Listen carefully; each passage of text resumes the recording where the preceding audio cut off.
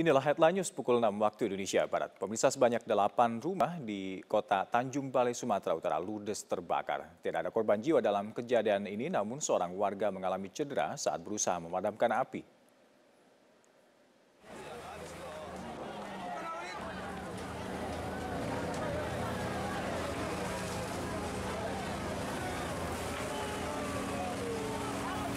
Kebakaran ini terjadi di kawasan padat penduduk yang ada di Kecamatan Teluk Bibung, Kota Tanjung Balai pada Minggu dini hari.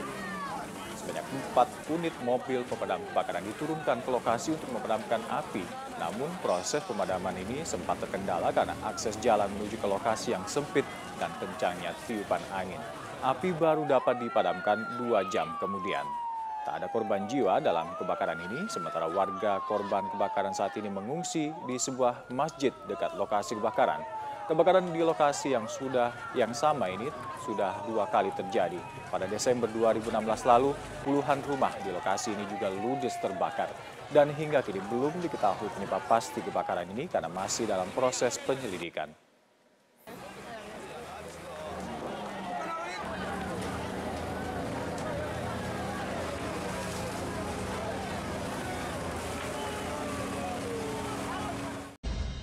Presiden Joko Widodo menghadiri Arab Islamic America Summit atau konferensi tingkat tinggi Arab Islam Amerika yang dihelat di Arab Saudi. Dalam acara yang dihadiri Raja Arab Saudi Salman bin Abdul Aziz Al Saud dan Presiden Amerika Serikat Donald Trump tersebut, Presiden menyebut senjata dan kekuatan militer tidak mampu mengatasi terorisme.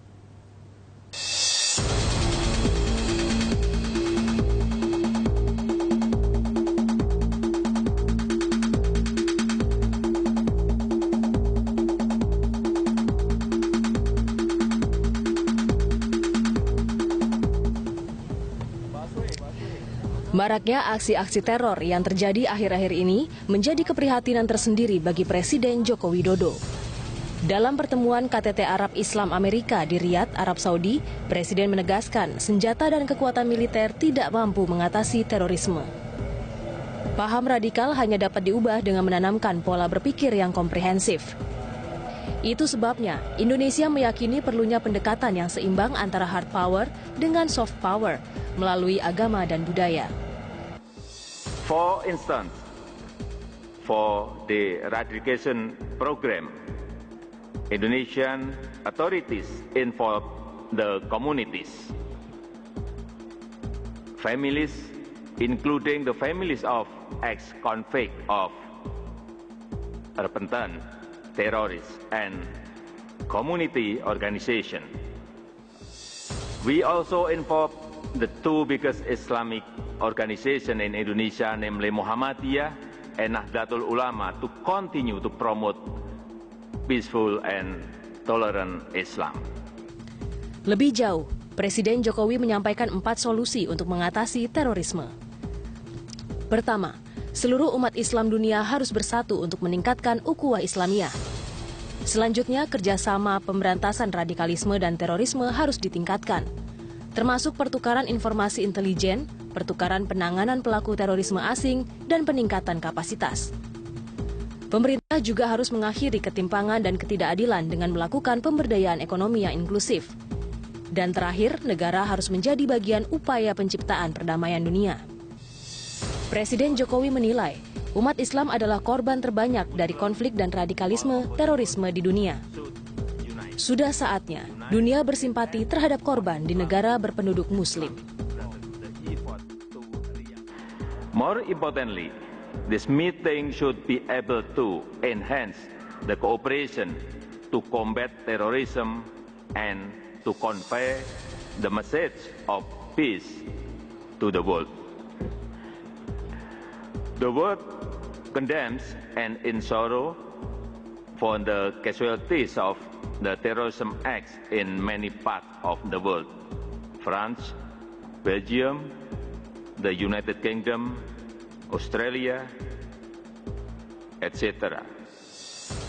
The Muslims are the most victims of conflict and terrorism radicalism. Indonesia merupakan salah satu negara yang menjadi target dari aksi terorisme global. Untuk mengatasi hal itu, pemerintah melakukan berbagai cara, termasuk deradikalisasi.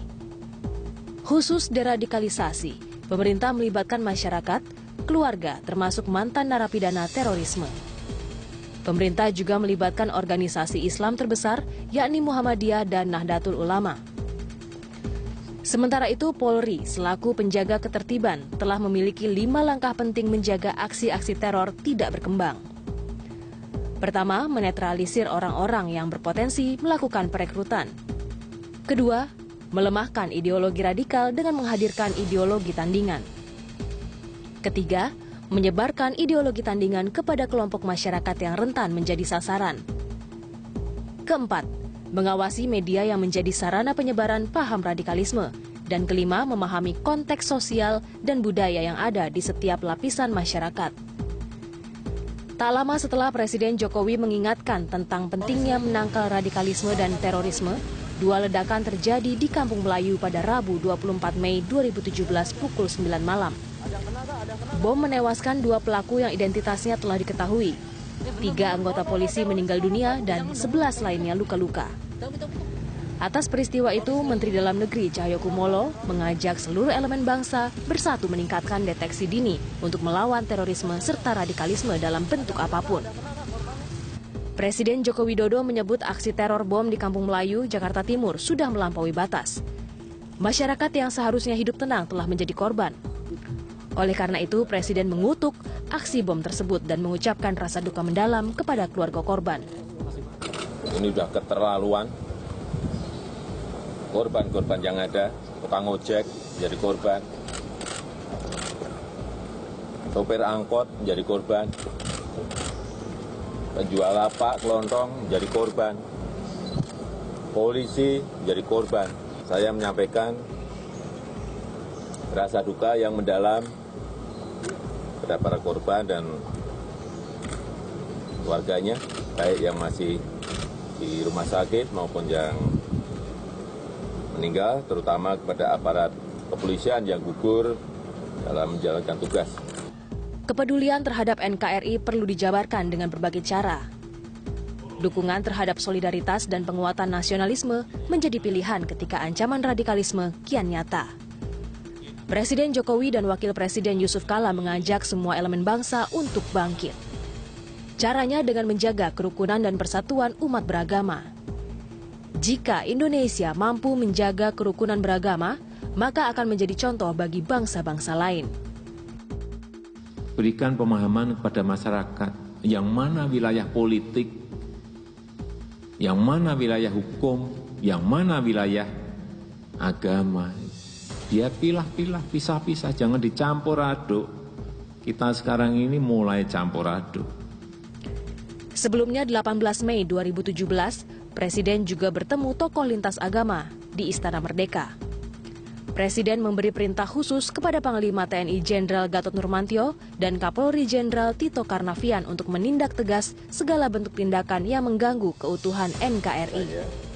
Saya juga telah perintahkan kepada Kapolri, kepada Panglima TNI untuk tidak ragu-ragu menindak tegas segala bentuk ucapan dan tindakan yang mengganggu persatuan dan persaudaraan. Secara teoritis, radikalisme tidak identik dengan kekerasan, termasuk menyandingkannya dengan kelompok agama tertentu.